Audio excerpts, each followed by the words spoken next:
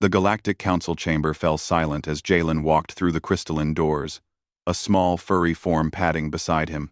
The human's boots echoed against the polished floor, each step measured and deliberate.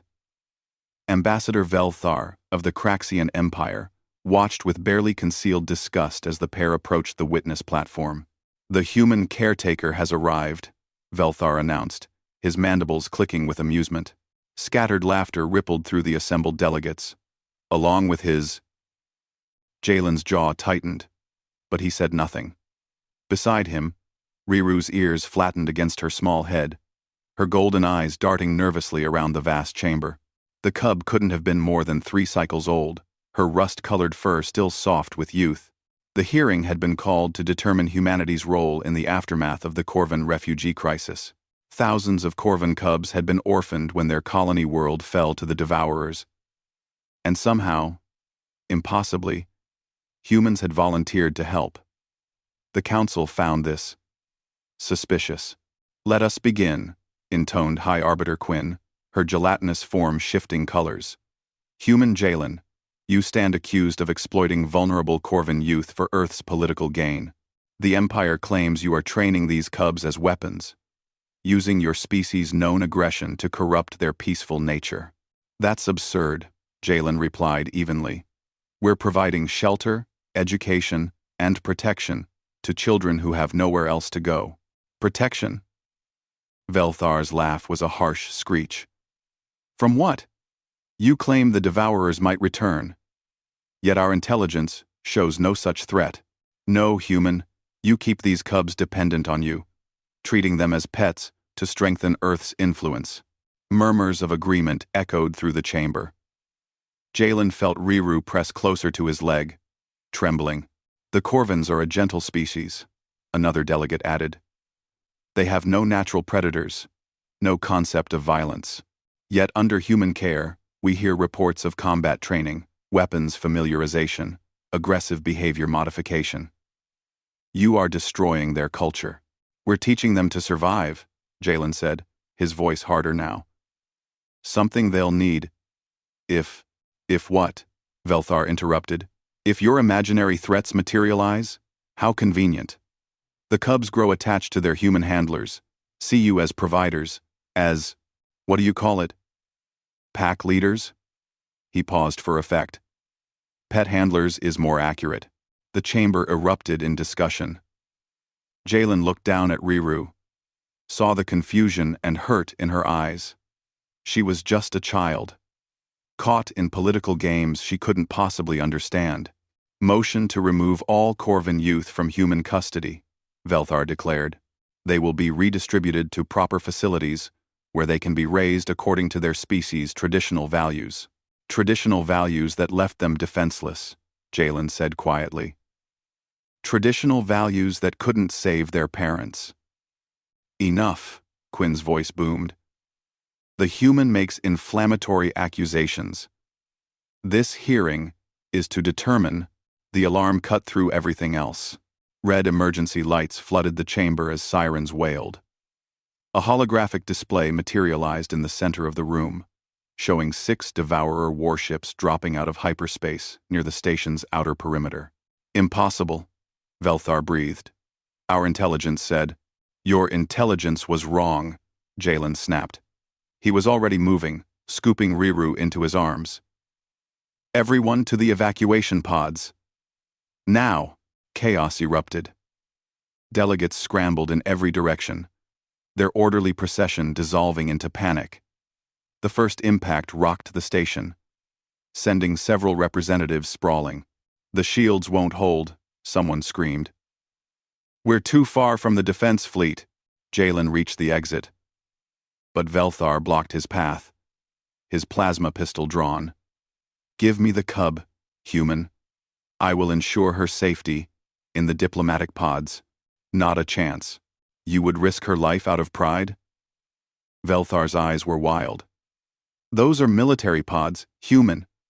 Designed for soldiers. She's just a child." Another explosion, closer this time. The lights flickered. Through the viewport, Jalen could see Devourer fighters swarming toward the station like locusts. Jalen?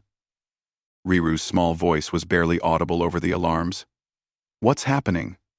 Kree! Riru's! Riru's! Riru's! We need to go, Cub.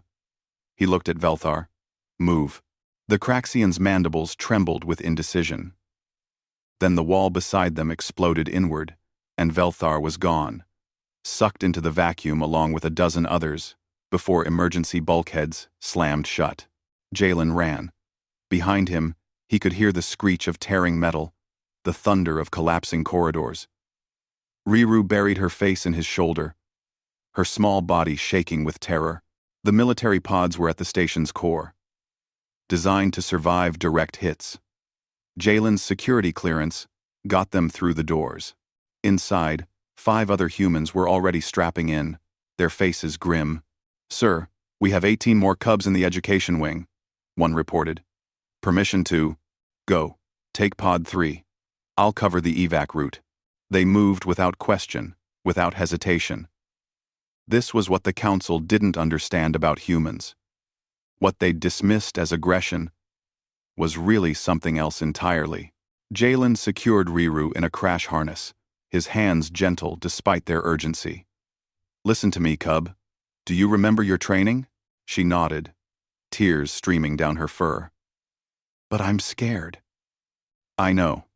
But being scared doesn't mean we give up. He pulled a small plasma pistol from his belt, the one designed for Korvan hands. If anyone except me or our team tries to open this pod, you use this. Understand? Jalen. Understand? Yes. Her voice was stronger now, steadier. The training was taking hold. Muscle memory, overriding panic. Explosions rattled the pod. Through the viewport, Jalen watched the station's outer ring tear away. He triggered the launch sequence, just as a Devourer boarding craft attached itself to the hull nearby. The pod shot into space, joining dozens of others fleeing the dying station. Behind them, the station's core detonated, taking the Devourer ship with it. They floated in the black for hours before the rescue fleet arrived. When the pod finally opened, Riru didn't run to the Korvan relief workers, who called to her in their gentle, soothing voices. She stayed pressed against Jalen's side, one small paw gripping his hand. Ambassador Quinn was in the rescue ship's command center, her form flickering with exhausted colors. The casualty reports are extensive. Velthar didn't make it. Neither did most of the council delegates. I'm sorry, Jalen said, and meant it. The Cubs in your care. Quinn paused. All survived. Every single one. While our delegates are trained evacuation specialists. She trailed off. Perhaps we were wrong about humans. Perhaps you were wrong about what the Cubs needed, Jalen corrected gently. A commotion at the doorway made them turn. 18 young Korvans rushed in, their handlers following. They mobbed Jalen, their voices high and excited, telling their stories all at once. And Marcus showed me how to seal my suit. Sarah said to stay calm, and we did, just like training. Through the crowd, Riru's voice rose clear and defiant. She stood on her hind legs, all 30 pounds of her, facing down Quinn and the other adults. You called Jalen a pet handler, she growled, her teeth bared in a distinctly uncorvan expression of aggression. But we're not. She looked back at Jalen, at the other humans, at her fellow Cubs. They're not handlers. They're not trainers. She turned back to Quinn, her golden eyes blazing. They're our protectors. And we're their pack. The other Cubs echoed her growl, a sound that would have been impossible for them just months ago.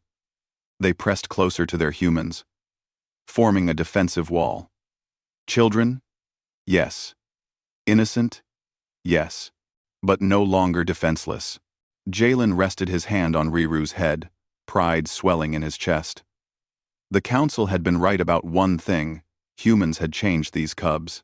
They'd given them claws they never knew they could have, taught them to bare their teeth at the darkness. But they'd also given them something else. Something the council, in all their civilized superiority, had failed to provide. They'd given them a chance to survive. "Come on, cubs," Jalen said softly. "Let's go home." And as they filed out, a small army of rust and gold and human determination, the galaxy would have to reckon with a simple truth. Humanity didn't make pets out of the vulnerable. They made family.